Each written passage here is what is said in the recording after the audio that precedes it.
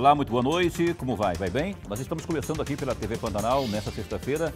Enfim, sextou, né? Hoje, 5 de junho de 2020. Satisfação em ter você de novo aqui conosco, tanto aqui na TV Pantanal 22, como também pelas nossas páginas nas redes sociais. Por exemplo, no Facebook, TV Pantanal, não é? E também no www.gazetadigital.com.br. A você que nos assiste em qualquer canto do planeta, então, boa noite, uma ótima sexta-feira para você.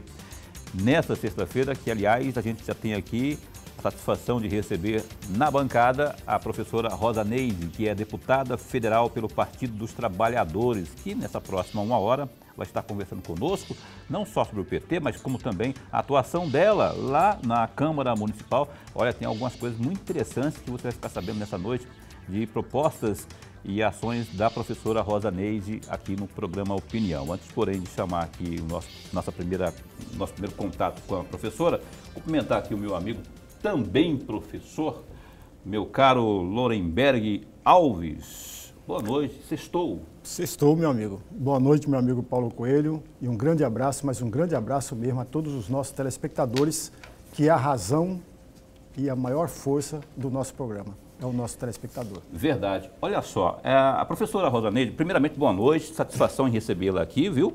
A gente vai estar aqui durante 1 hora conversando sobre coisas principalmente boas. Tomara, que eu não gosto, pelo amor de Deus, tem tanta coisa negativa. Ruim.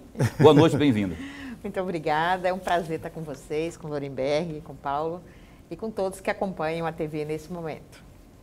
Olha só, tem uma situação que eu quero que a senhora me explique direitinho aqui, que é um projeto, eu não sei se a senhora é a autora ou coautora, que é aquela que visa estabelecer um entendimento aí para a volta às aulas. Aproveitar que a senhora é professora, não é? Tem algo nesse sentido tramitando, eu até anotei aqui, mas a senhora pode passar com detalhes, inclusive, para a gente. Eu sei que o resumo é esse, que a senhora está propondo aí, tem um grupo sendo formado para trabalhar justamente sobre a volta às aulas na pandemia. O que é exatamente isso?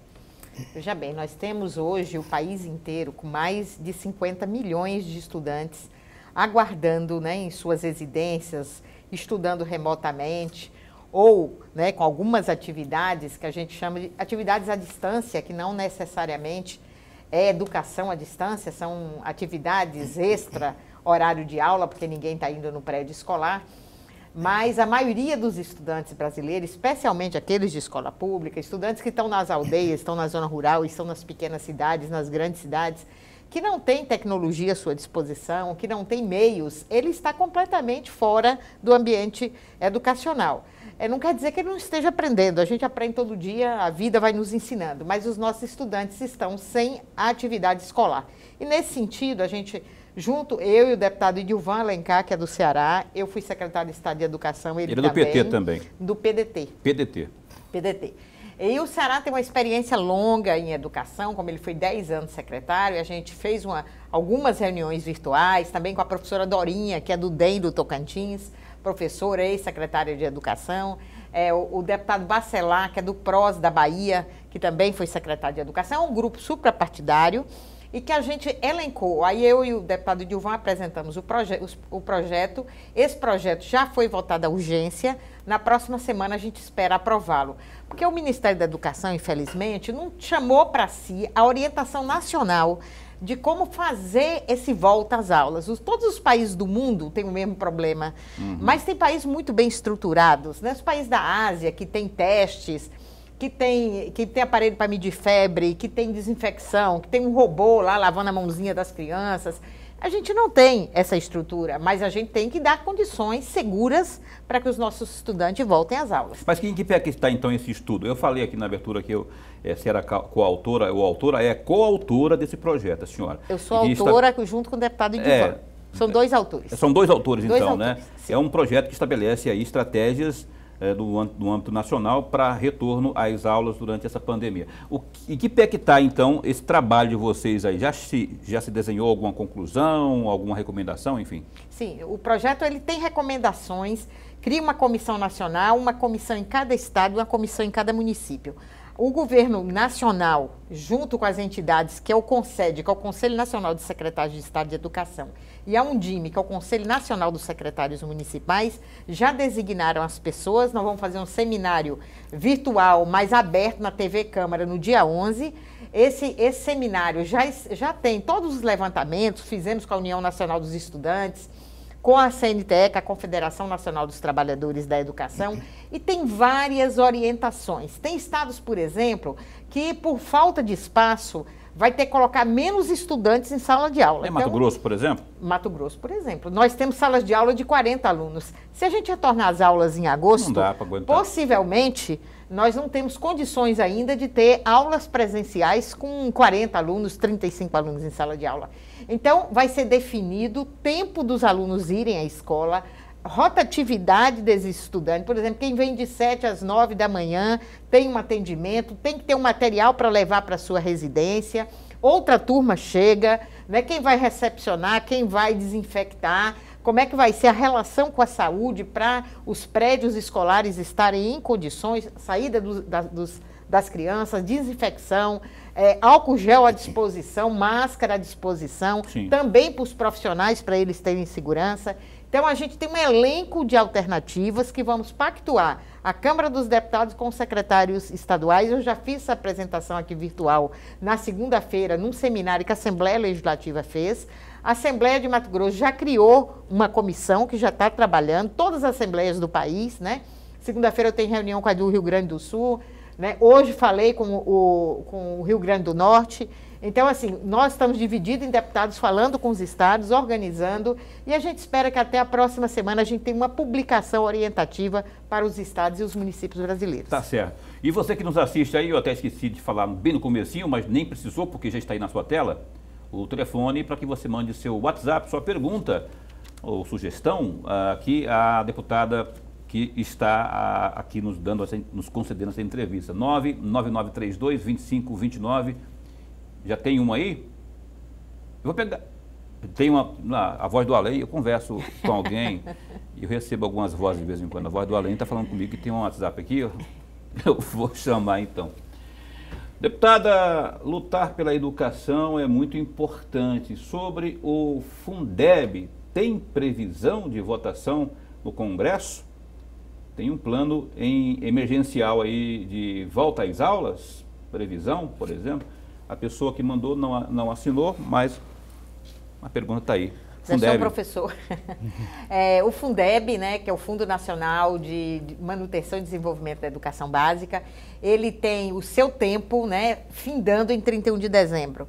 Então, os alunos das redes municipais e estaduais, todos estão vinculados ao financiamento do Fundeb, que é um fundo em cada estado do Brasil, que coloca os recursos da educação municipal, estadual e uma complementação da União em alguns casos.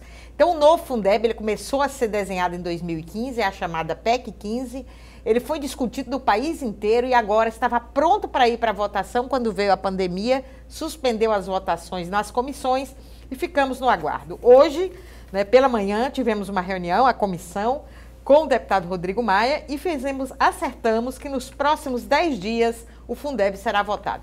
Esperamos que os deputados todos se unam em favor do Fundeb. A bancada de Mato Grosso é muito próxima nessa discussão, são todos apoiadores do Fundeb e esperamos que logo o Senado vote e a gente tenha a segurança necessária para o Fundeb de 2021 dar conta do financiamento da educação. Tá certo. Tem mais uma participação aqui para o WhatsApp. Vamos ver quem está perguntando aqui para Rosa Neide.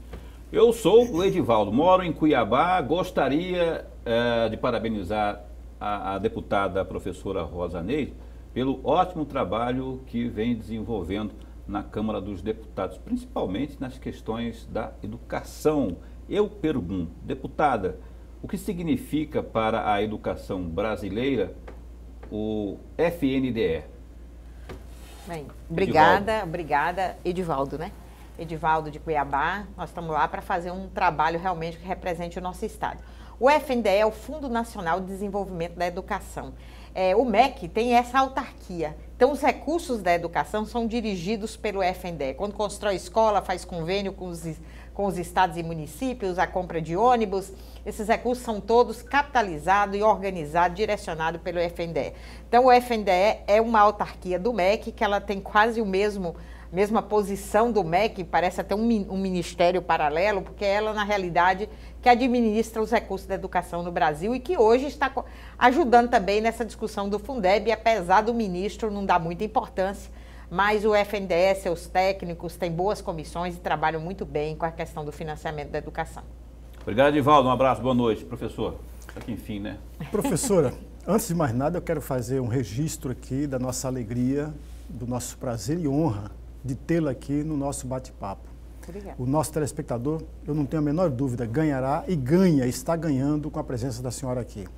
Eu vou sair um pouco fora da educação, porque me chama a atenção um projeto de lei que a senhora apresentou, 1146. Desculpa, 1142, me perdoe, 1142, que cria... Foi aprovado já esse aí, os 42, não foi? Que cria o plano emergencial de enfrentamento de Covid, que vai beneficiar algumas comunidades, né? Ribeirinhas, os povos indígenas, os quilombolas. Eu gostaria que a senhora fizesse um comentário a respeito disso, para que o amigo telespectador, que ainda não teve contato nesse belo projeto, possa ter e saber do que se trata de fato. Ele foi aprovado? Foi aprovado, não foi? Foi aprovado. Quase por unanimidade. Me deu uma alegria muito grande trabalhar esse projeto, ser apoiada por muitos parlamentares de diversos partidos na Câmara. Nós temos comissões especiais que trabalham os povos quilombolas, frentes parlamentares, né, que tem mais de 100 deputados que agregam tanto de defesa dos povos quilombolas como os povos tradicionais, especialmente os povos indígenas. Mato Grosso tem 43 povos indígenas. Eu, na SEDUC de Mato Grosso, que eu não tinha muita vivência, aprendi na convivência com os povos indígenas e valorizo muito. Eu penso que, às vezes, pergunta alguma coisa dos nossos avós, a gente não lembra e não sabe a história. Se você conversar com um indígena, lá na aldeia, ele sabe toda a história dos seus ancestrais. O que a gente perdeu culturalmente, eles preservam, né? E, nesse sentido, eu sou muito apaixonada, né, pelos povos indígenas. Logo quando começou a pandemia, me preocupei muito, porque os caciques, as lideranças começaram a ligar. Se a gente não vender artesanato, se a gente não for na cidade, como é que vai fazer a comprar alimentação? Então, eu fiz a discussão com outros representantes, aqui no Mato Grosso, com a FUNAI, com o CIMI, com a FEPOINT, com as entidades que representam os povos indígenas, o Ministério Público Federal. Quero fazer um agradecimento aqui ao doutor Ricardo Pael, que dá uma força muito grande e empresta todo o seu conhecimento a essa discussão, como tantos outros do Ministério Público. Então, a gente fez um grupo de trabalho, rapidamente, em 2 ou 3 dias, esboçamos o projeto, apresentei à comissão lá na Câmara, foi muito bem aceito. O deputado Rodrigo Maia, como presidente, colocou como prioridade, votou a urgência e a gente teve ele aprovado. Agregamos a questão das áreas quilombolas, nós tínhamos uma forte discussão, principalmente no Maranhão, no restante do Nordeste, que tem muitas comunidades quilombolas e que estava, nesse momento, passando por situações muito difíceis. E aí colocou os quilombolas e colocou os ribeirinhos, que tem muito a ver conosco também, né? Pessoas que não pescam neste momento, que não vendem o seu produto e que tem dificuldade. Então, nesse sentido, foi criado o programa. A Conab aqui em Mato Grosso e nessa região já entregou as cestas nas aldeias, né, os povos indígenas. Só para entender, o plano emergencial consiste em quê? Na questão da alimentação, e da daí saúde. A Conab e a saúde, não é? É segurança alimentar e saúde. E saúde. Essas duas áreas já estão sendo contempladas já se comprometeram em... Sim. Já a Conab, que já tinha, depois do projeto, rapidamente, os recursos que estavam na Conab foram autorizados para ela colocar em cestas básicas para a população indígena. E a população quilombola, que agora estão cadastrando. Os indígenas a FUNAI tinha um cadastro, viabilizou mais rápido, né? Os demais estão sendo cadastrados, como temos ribeirinhos, pescadores, que serão contemplados. E a questão da saúde, a gente fez várias reuniões, estamos criando um GT aqui no estado de Mato Grosso, o governador, o secretário da Casa Civil, a FUNAI, o Ministério Público, as entidades que cuidam de indígena, que os representam, porque a questão da saúde é muito grave. Nós não temos um leito de UTI, porque como a saúde indígena é direto do Ministério da Saúde, ela não entra na organização do Estado e do município, nós não temos um leito de UTI disponível para indígena. Então, nós já temos indígenas contaminados, nós já temos contaminações nas aldeias chavantes. E aí, se o indígena precisa de uma UTI, para onde ele vai?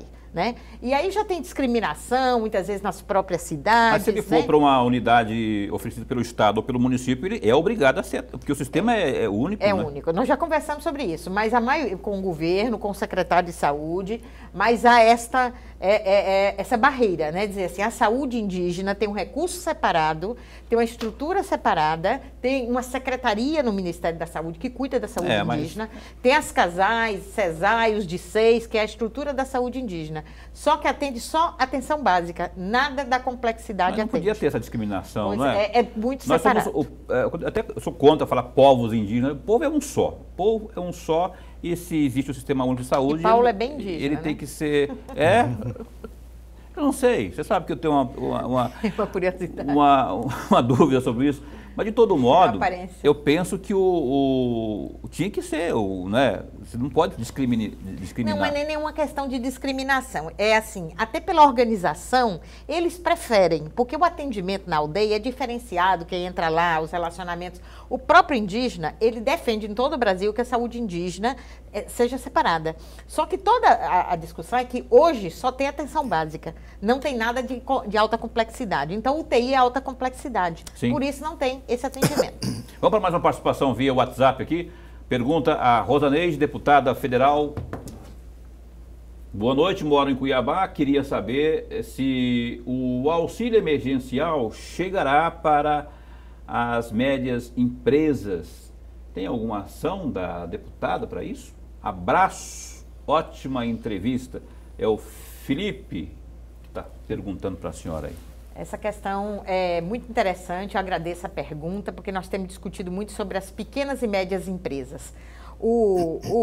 Logo no início foi votado, né, o orçamento chamado orçamento de guerra, e o governo também votou um plano emergencial e em função da pandemia, o próprio Congresso Nacional aprovou e deu liberdade, como se fosse um cheque em branco, o governo, Sim. E não poderia ser diferente, porque ele tem que licitar coisas muito rápidas para atender a população. Mas, infelizmente, para os menores, o atendimento é sempre depois. Para os bancos, por exemplo, rapidamente, o ministro Paulo Guedes liberou 1 trilhão e 200 bilhões de reais para suprir a questão do banco. E o banco era para fazer essas atenções à pequena e média empresa. Infelizmente, a burocracia não deixou chegar ainda na pequena e na média empresa. Mas já está aprovado, por exemplo, a folha de pagamento que a pequena empresa pode fazer o empréstimo de longo prazo na rede bancária. Ainda tem algumas questões burocráticas para se resolver, mas o recurso está à disposição, o governo já disponibilizou, só que ainda não organizou essa questão burocrática. E isso aí é reclamação de todo mundo, de cada 10, 11 reclamam da burocracia. Da burocracia, e sim, precisa pagar salário até para não desempregar mais pessoas, né? Manter as pessoas vinculadas, porque na volta, daqui a pouco nós temos bem o dobro de desempregados no país e isso fica muito grave para toda a população. E vale uma cobrançazinha a mais aí na semana que vem, lá na tribuna lá, para que o governo melhore essa, né, desburocratize essa situação aí, não é? Olha, tá muito bom aqui a conversa e a sua participação está melhor ainda, via WhatsApp aqui, as suas perguntas para a professora Rosaneide, 999322529, está aí na tela. Opinião dá um tempinho só e volta já já. São 7h52, estamos de volta com Opinião na TV Pantanal. Boa noite a você que nos assiste, tanto na web, na página no Facebook da TV Pantanal, como também lá no site www.gazetadigital.com.br, o GD. Né? Aliás, no Gazeta Digital, nesse momento, tem as seguintes manchetes, os seguintes destaques, os principais pelo menos, acompanhe comigo aí. Resultado da vacina contra a Covid-19 testada no Brasil deve sair em setembro. A empresa AstraZeneca, em conjunto com a Universidade Britânica de Oxford, anunciou nesta sexta-feira, dia 5, que iniciará testes da vacina contra a Covid-19 em pacientes brasileiros e que os resultados devem ficar prontos em setembro. Os testes foram liberados aí pela Anvisa, Agência Nacional de Vigilância Sanitária, em uma publicação no Diário Oficial do último dia 2, terça-feira. Tem também aí no Gazeta Digital esse destaque aí, ó. Várzea Grande muda o horário do comércio e avalia lockdown. A Prefeitura de Várzea Grande publicou um novo decreto que reduz ainda mais o tempo de funcionamento da totalidade das empresas e comércios do segundo maior município de Mato Grosso. Mesmo com um número reduzido de casos em comparação aí com outras cidades do mesmo porte e população, a administração lá de Várzea Grande avalia a possibilidade de decretar o bloqueio total, chamado de lockdown. Está aí, portanto, Várzea Grande mexendo os pauzinhos porque a coisa está apertando por lá, não é? Eu convido você, mais uma vez, o telefone está aí na tela. Tem mais destaque? Não, né? É só isso, são só esses aí. Eu convido você a participar conosco, 999322529, a mandar a sua pergunta aqui à professora Rosa Neide, deputada federal pelo Partido dos Trabalhadores. A propósito, tem mais uma pergunta que chega aqui à Rosa Neide, vamos ver. Tchan, tchan, tchan, tchan, cadê? Não vai aparecer? Apareceu a Margarida. Boa tarde. Pergunta aí para a entrevistada de hoje, deputada Rosa Neide. A senhora acredita que o comportamento do presidente Bolsonaro contribuiu para o aumento do coronavírus no Brasil ou, independente disso, os casos seriam os mesmos? A pessoa não assinou, final 7588, perguntando para a senhora aí. Olha, eu vejo que o comportamento do presidente não é um comportamento que os brasileiros desejam e visualizam no presidente da República. Eu acho que a gente ensina muito com exemplo. Eu sou professora e acho que o exemplo, o Orenberg também é professor, acho que o exemplo ensina mais do que as palavras, do que qualquer explicação, né? A gente diz casa de pai, escola de filho. Então, o presidente da República, na medida que ele sempre se negou a usar máscara, sempre se negou a deixar de cumprimentar as pessoas, não cumpriu aquilo que a OMS orienta, nem que o próprio Ministério da Saúde do Brasil orienta. Então, nesse sentido, as pessoas saírem à rua, se aglomerarem, a falar, o presidente, muita gente que é ligada a essa ideia de que, se o presidente está fazendo, porque o povo não pode fazer também. Então, eu acho que isso ajuda a não controlar a situação. Agora, ele também disse que eram os estados, o município, em função do STF dizer que estados e municípios iam controlar, porque senão ele ia mandar abrir tudo inicialmente. E a gente sabe que nós já passamos de 34 mil óbitos, isso é muito triste. Há algumas pesquisas dizendo que nós chegaremos a mais de 100 mil óbitos, esperamos que não. Mas eu acho que o presidente da República não tem ajudado, ele fica receitando remédio. Então, cada dia fala uma coisa e a população não pode ser assim. O povo não sabe para que lado toma, né? Então, assim, tem que ter rumo, o Ministério da Saúde tem que ter à frente do Ministério um médico tecnicamente competente e que possa orientar a população, como todos os países do mundo. Ele é meio modelo Trump, né? O que o Trump faz, ele copia um pouco. Então, eu acho que não ficou bem para o Brasil com esse modelo do presidente da República. Professor. Professora, mais uma vez eu vou repetir aqui um outro projeto que a senhora é autora, do projeto 1659 de 2019. Esse projeto proíbe as pessoas ou os homens que agridem as mulheres de ocupar cargos tanto na direta quanto na indireta. Isso envolve também município, estado e União. Eu pergunto à senhora, em que pé está esse projeto? Já foi aprovado, ainda está numa comissão? E qual a importância dele para nós, a autora do projeto? Olha, eu gostaria que nós não precisássemos de projetos assim, nem de legislação assim, né? Que a mulher fosse respeitada. Nosso estado, ano passado, ficou entre os 5 mais violentos proporcionalmente do país. Esse ano nós já avançamos muito nessa questão também de números. No momento da pandemia houve um recuo, eu conversei até com procuradores aqui no estado, com delegados, e aí a informação foi mais triste ainda, porque assim, as pessoas em função da pandemia não estavam saindo de casa, o marido estava em casa, a violência cresceu dentro de casa, mas a mulher não estava saindo para prestar queixa, porque a pessoa que agredia estava ali na proximidade, o companheiro, né? Então acabava não indo prestar queixa, então o número diminuía. Isso é muito triste. Por isso, eu conversei muito aqui com juízas, com delegadas, com procuradoras, defensoras públicas. Quero aqui citar o nome da doutora Rosana Barros, que é uma defensora, entre tantas outras que a gente trabalha aqui juntas discutindo esse tipo de legislação. E elas me apontaram lá na Câmara, a Comissão de Mulheres a Secretaria de Mulheres já analisou.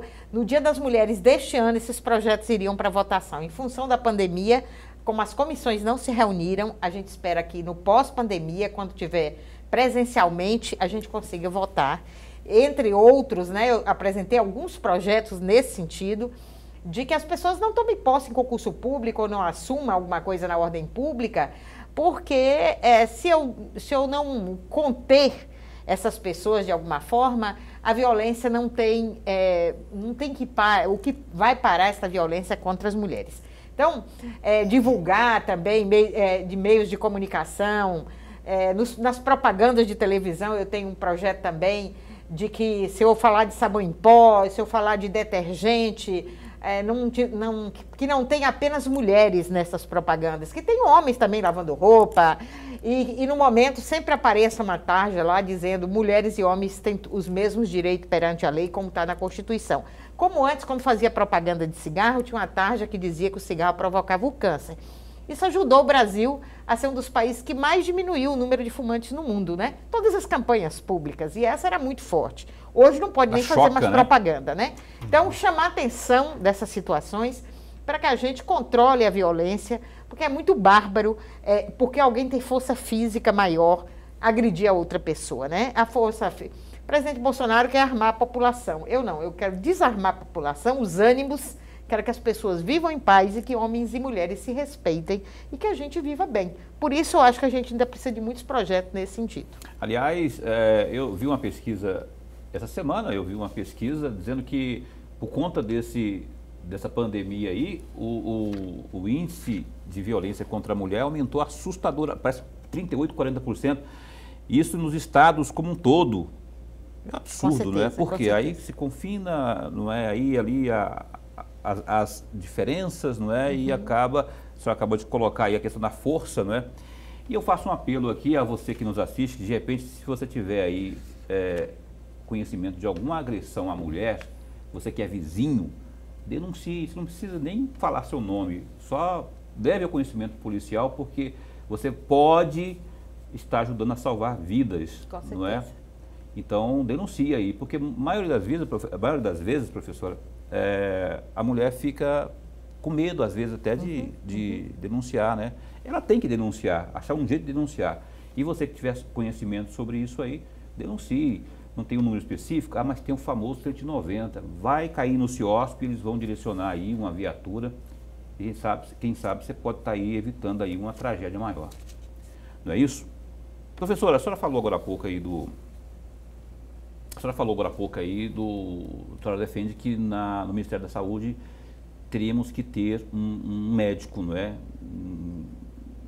E aí eu lembro aqui do José Serra, que não era médico, e na minha avaliação, e de muita gente, foi um dos melhores ministros da saúde de todos os tempos, assim, ou pelo menos das últimas décadas, assim, porque dá só observar aí o genérico, não é?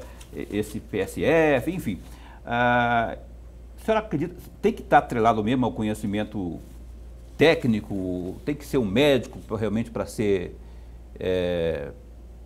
ministro da saúde?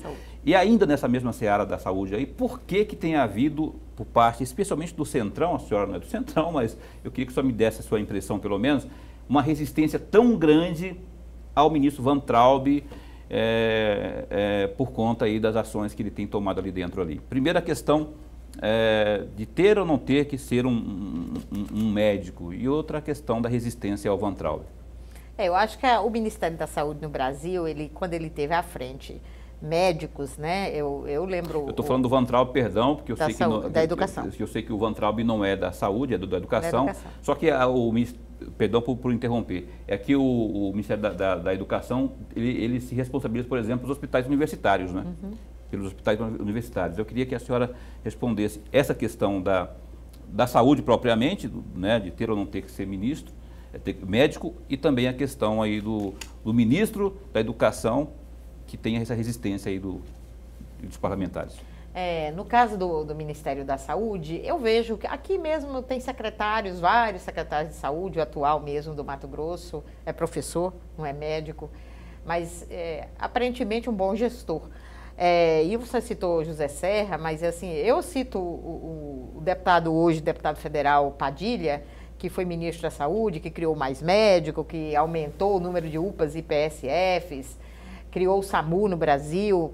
Então, assim, é infectologista e hoje ele discute muito bem essa questão da pandemia com muito esforço. Como a gente tinha um médico, 2 médicos agora foram demitidos, né? E o presidente da República colocou um general no Ministério da Saúde. Para o Cabra ser um bom gestor da saúde, ele precisa estar... Ele, como Serra, outros podem ter feito um bom trabalho, mas ele estava com a equipe médica bem formada, cientistas estruturada para fazer o trabalho. E ele fazia a gestão.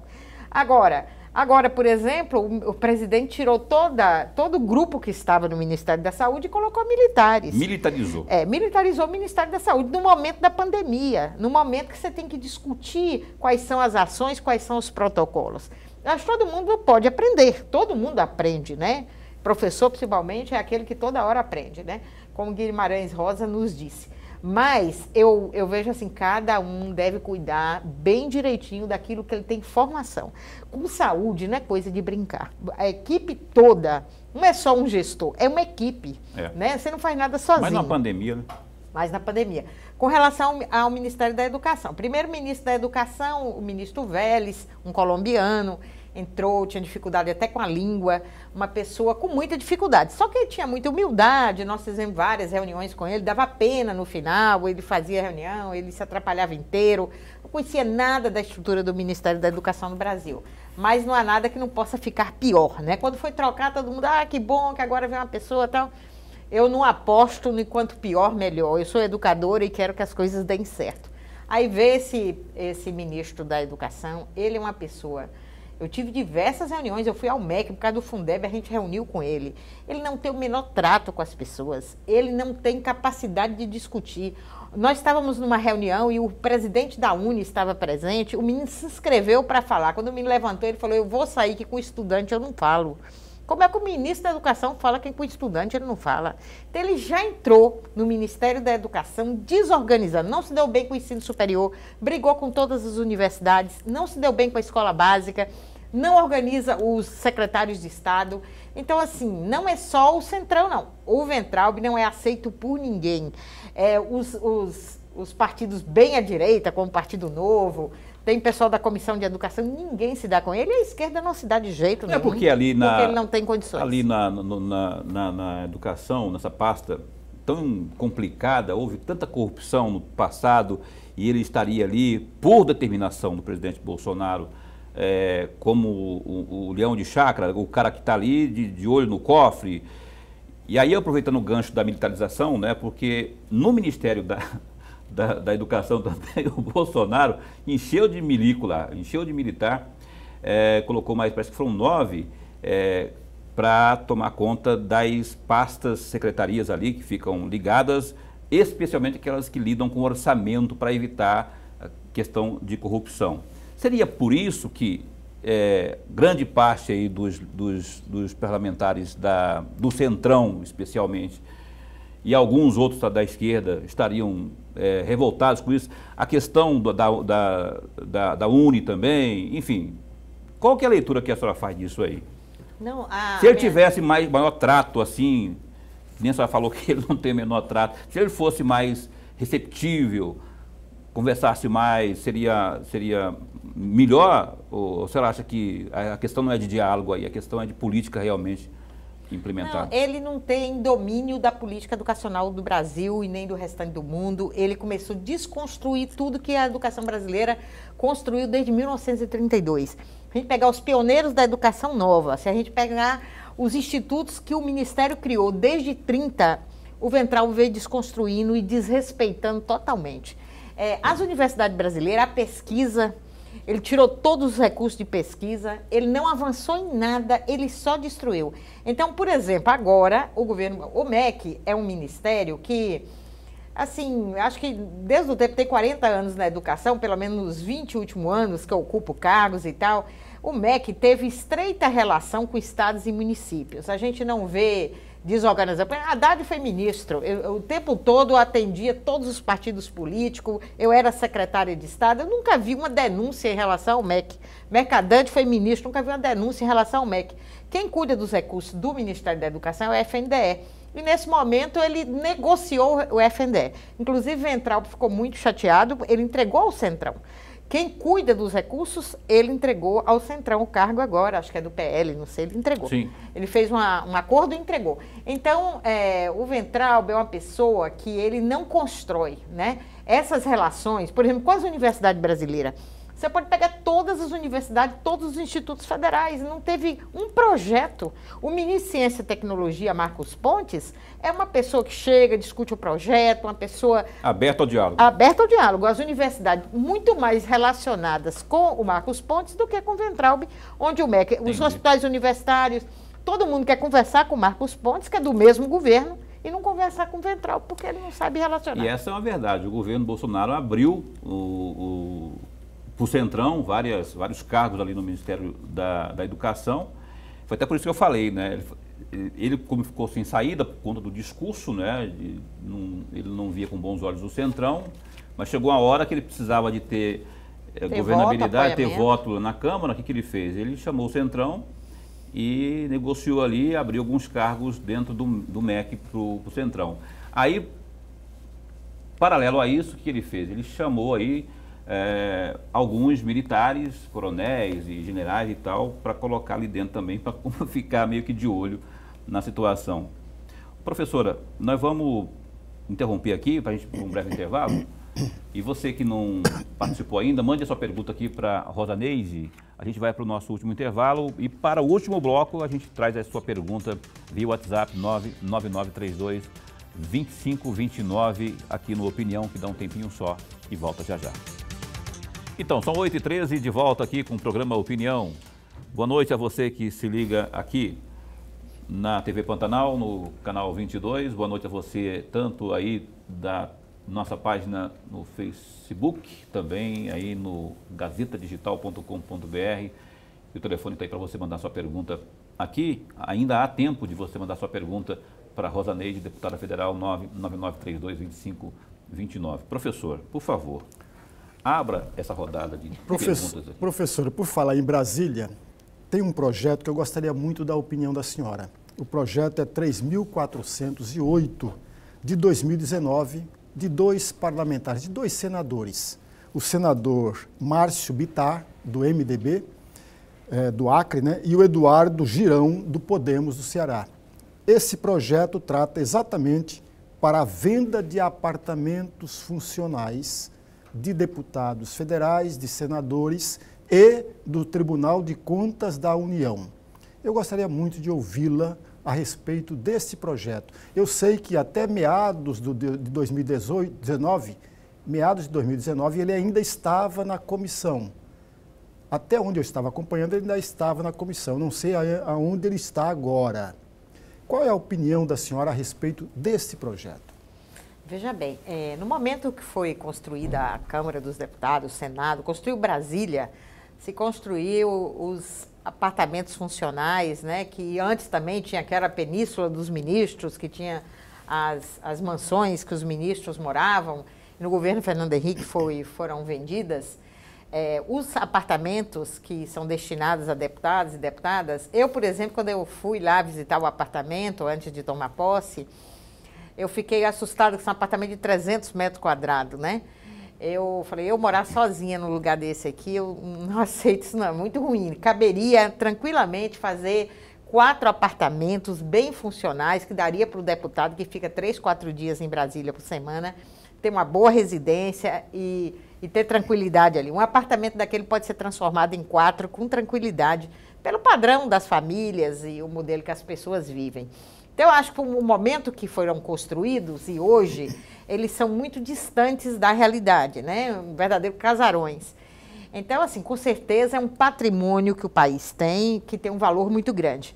Eu acho que se eles deveriam ser comercializados, se houvesse um projeto muito bem articulado, dizer, vamos vender esse patrimônio, vamos transformar esse patrimônio numa grande universidade, alguma coisa que ficasse visível aos olhos do povo brasileiro.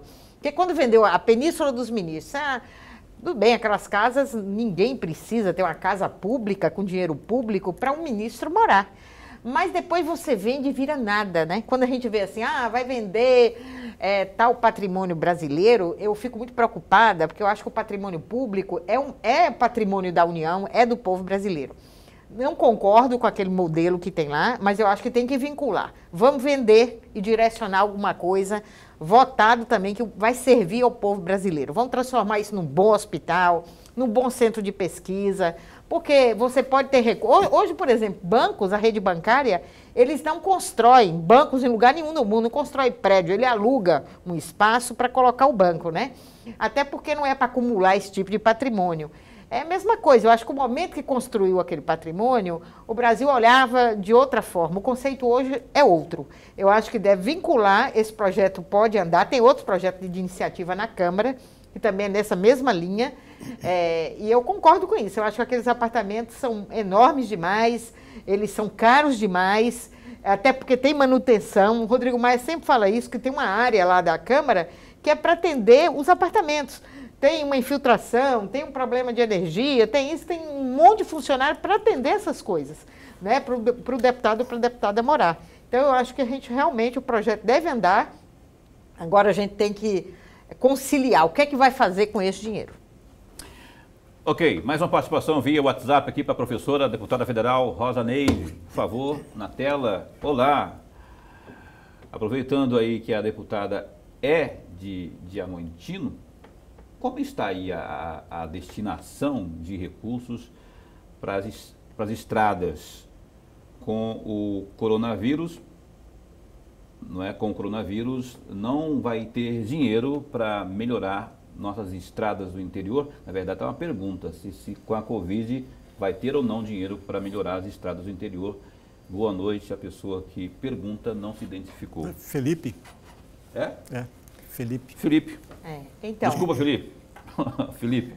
Boa noite. Essa questão eu acho que os investimentos no Brasil, neste momento, estão muito direcionados à questão do coronavírus. Inclusive, as emendas de bancada, o governo federal fez uma pergunta, que isso eu elogio e acho justo, que os deputados que quisessem poderia tirar suas emendas daquilo que foi indicado e colocar na saúde, que pagaria rapidamente. A bancada de Mato Grosso, por exemplo, destinou um valor bem considerável à saúde, está esperando aí nos próximos dias que seja pago.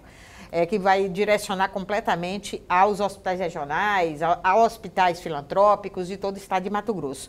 Então, com certeza, essa questão aí de estradas, o Brasil vai passar por dificuldades e vai ter problemas. Só que tem estradas que são estaduais, tem estradas municipais, tem o recurso do FETAB do estado de Mato Grosso. Então, tem recursos que pode ser aportado para essas questões mais diferenciadas. Mas, com certeza, nós vamos ter recursos mais minguados para outros investimentos. Tá certo? Tá aí, Felipe, a resposta para a sua pergunta sobre as estradas. Faz Diamantino, né?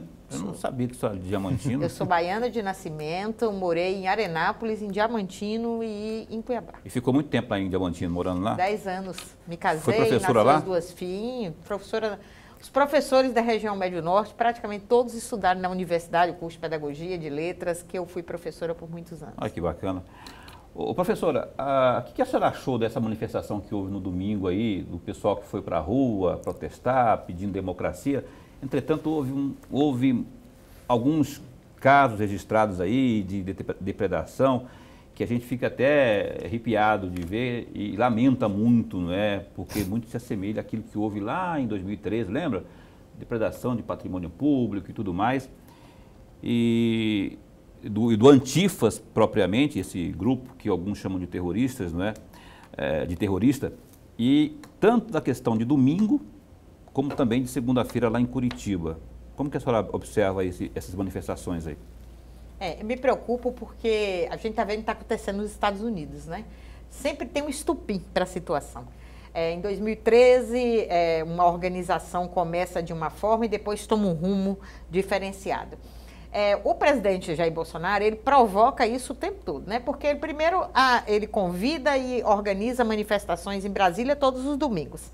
Aí, as torcidas de times de futebol, especialmente algumas de São Paulo principalmente, chamou a manifestação. Quem começou aquele quebra-quebra, quem começou a briga, a interferência da polícia, está sendo, inclusive, investigado para saber como é que começou. Tinha um grupo pró-governo e um grupo chamado Em Favor da Democracia. Então, quando a gente vê faixa pedindo AI-5, pedindo o fim da democracia, pedindo para fechar o Congresso Nacional, eu acho que são provocações que têm reações. E aí o Brasil não merece guerra civil, o Brasil não merece quebra-quebra, a gente já está quebrado demais. Eu acho que a gente tem que ter bom senso, sociedade brasileira ter bom senso, e primeiro começa com o governo federal ter bom senso, porque se ele faz um ataque, tem reação. Se não fosse a pandemia, Paulo, eu acredito que nós tínhamos manifestação no Brasil inteiro de um lado e de outro, porque o governo fica polarizando a discussão política. Mas essa reação aí que eu fico preocupado. O governo radicalizou, o que o senhor está falando, o governo radicalizou, convocou, não sei o quê. Lá apareceram faixas, fechamento de Congresso, fechamento de Supremo Tribunal Federal, AI-5, intervenção e tudo mais. A reação, o senhor acha legítimo esse tipo de reação? Porque a reação, eu estou perguntando da reação propriamente, quer dizer, a violência propriamente, eu não avalio como positiva em qualquer situação, como também não avalio como positivo fechamento de Congresso, fechamento de nem AI-5, nem coisa nenhuma. O que eu acho desprezível é a depredação, é esse tipo de violência provocada por alguém que vai lá armado com canivete, com soco inglês, com não sei o quê, com rojões e tudo mais, não é? Em toda manifestação, a gente viu aquela nos Estados Unidos, teve depredação nas principais avenidas, mas tinham as pessoas de bom senso que foi fazer uma marcha contra o racismo e as infiltrações. Né? Os infiltrados. Sempre infiltrações. No Brasil também. Agora, não tem que provocar governo já que foi eleito pelo voto do povo. Então, fica fazendo manifestação como se estivesse fazendo campanha política o tempo todo. Tem que parar com isso e trabalhar. O povo brasileiro não merece isso por isso. Toda ação tem uma reação e é isso que está provocando esse tipo de coisa no Brasil. Eu acho muito ruim também, como você está colocando aí. Professor, por favor. Mais uma vez, eu vou lembrar aqui de um projeto de lei, deputada, que suspende a finalização dos contratos de estágios durante a pandemia. E a senhora é autora desse projeto, né? Eu gostaria que a senhora falasse um pouco mais desse projeto, porque me parece também que é um projeto muito bom. Veja bem, os estudantes, quem está fazendo estágio, muitas vezes tem uma vinculação, tem uma bolsa, e o MEC, por exemplo, cortou bolsas de estágio no momento da pandemia. Aqui mesmo, Universidade Federal, os institutos federais, os estudantes têm uma bolsa alimento, uma bolsa moradia. Tem estudantes que vivem longe de casa, nem foram embora, continuaram.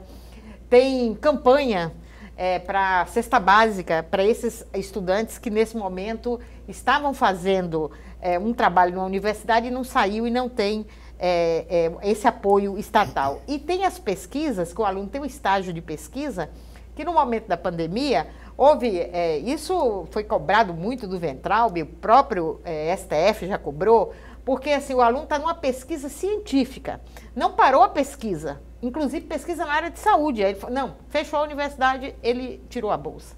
Né? Então, não cortar aquilo que tinha de direito no estágio. Esse projeto deve ir à votação rapidamente, já foi aceito, já foi votada a emergência e a urgência dele, muito apoiado pelas universidades e pelos institutos.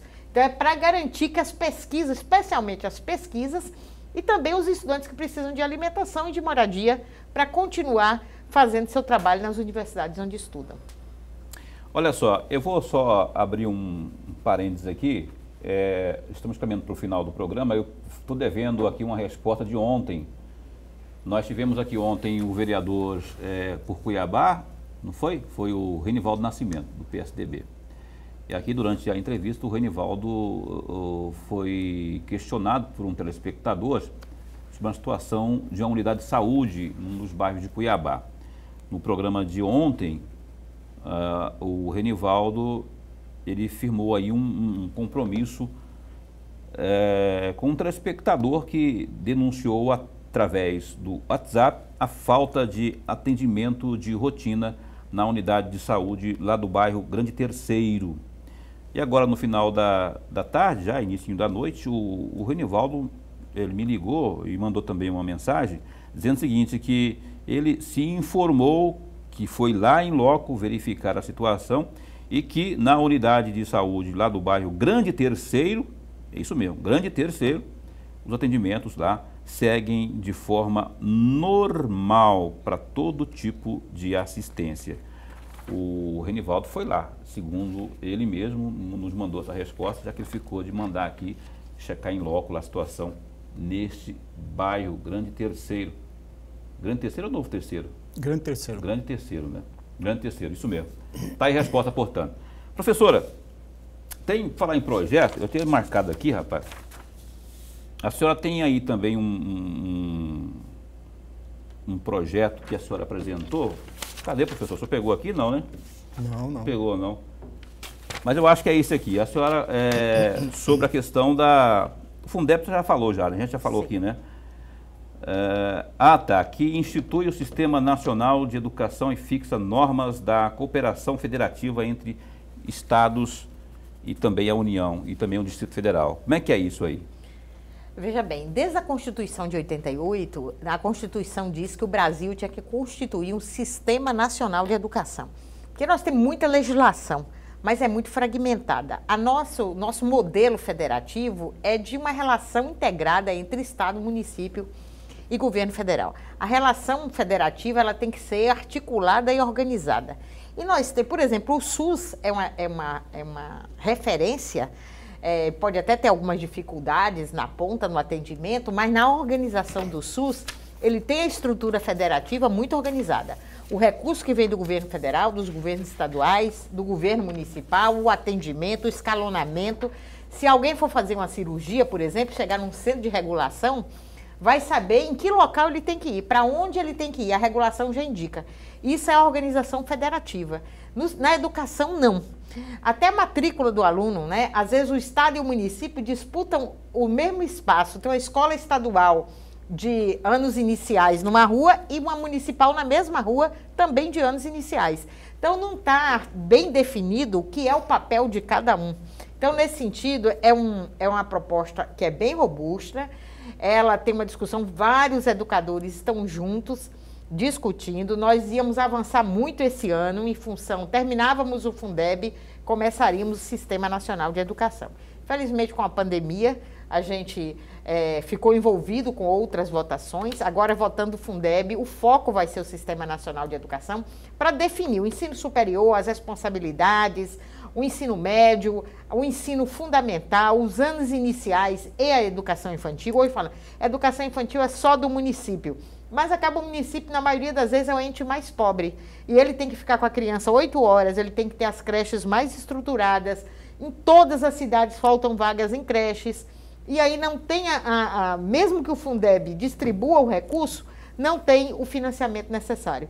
Então, o Sistema Nacional de Educação é para criar, não é o modelo do SUS, mas criar essa coordenação federativa para que os entes sejam articulados e a gente tenha educação pública de melhor qualidade em todo o Brasil.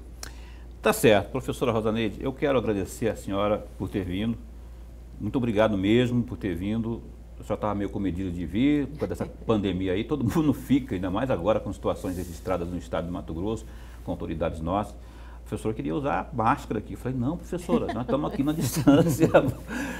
Ela está certinha, porque... Mas assim, eu queria agradecer a senhora por ter vindo, ao Vonei também, seu assessor, que nos possibilitou essa entrevista aqui. Muito boa, por sinal, esclarecedora. A gente tomou conhecimento de muitas ações da senhora e seus posicionamentos, né? Que, aliás, fizeram com que a senhora fosse eleita deputada federal pelo PT de Mato Grosso. Eu agradeço a você, Paula Lorenberg, pelo convite. Para mim é muito importante, eu sei que nesse momento de pandemia eu tenho receio mesmo, e eu peço a toda a população de Cuiabá, do interior, quem está nos acompanhando, é importante a gente ter todo o cuidado possível neste momento. a gente ser comedido em tudo que vai fazer. Eu vi fila de pessoas para entrar no shopping no primeiro dia que abriu. Que desespero é esse para a gente fazer compra? Eu acho que a vida é mais importante. Se alguém tem que sair de casa, tem que fazer uma compra, a gente tem que usar máscara, a gente tem que cuidar da higiene, a gente tem que seguir todas as orientações para que a gente passe por esse momento e volte uma vida. Não sei se vai ser normal como era. O nosso normal agora vai ser um novo normal, mas a gente possa, quem sabe, chegar a vacina, a gente vai ter mais tranquilidade, né? Então, um forte abraço a todos, aos senhores que me recebeu aqui. Fico muito feliz também de ter sido convidada para vir atendê-los. Forte abraço de longe, né? Assim. Tudo virtual. Olha, antes de encerrar aqui, gente, eu tenho uma informação que foi atualizada nesse momento.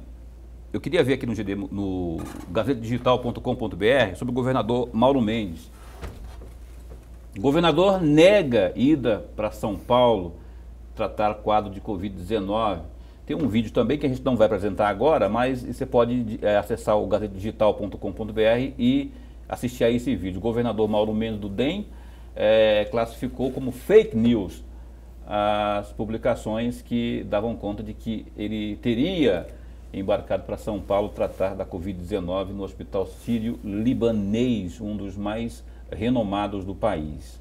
O governador disse que está fazendo isolamento social desde casa e disse que está trabalhando aí e que já conversou aí nesta sexta-feira com seus secretários para tratar aí da administração. O governador chamou o autor dos boatos de malandro e também disse que o grande problema disso tudo aí são as leis brasileiras, chamou aí por mudanças na legislação aos presidentes da Câmara, Rodrigo Maia, né, e também aí do Senado, Davi Alcolumbre, ambos do Democratas. E eu vou passar também essa preocupação aqui para a deputada também. Chega lá, chincha lá, que está tendo isso aqui, está muito...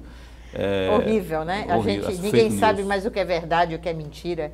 Isso traz um desajuste completo, né? Esperamos que o governador, realmente, eu falei com ele por WhatsApp ontem, ele disse que estava bem, estava em casa apenas porque ele pode transmitir, mesmo estando assintomático, né?